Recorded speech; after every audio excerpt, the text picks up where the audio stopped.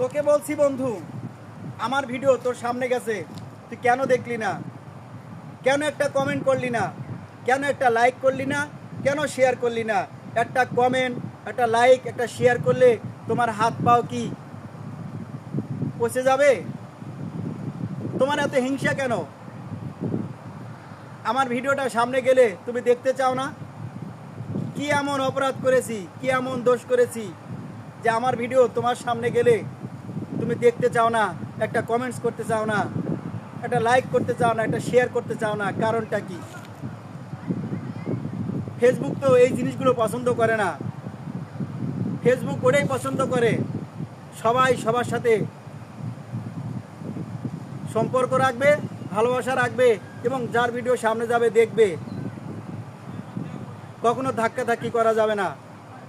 তাই আমি বলবো ধাক্কাধাক্কি করবেন না, ভিডিও যার সামনে যাবে সুন্দর একটি গঠনমূলক কমেন্টস করে চলে আসবেন। ভালো থাকবেন।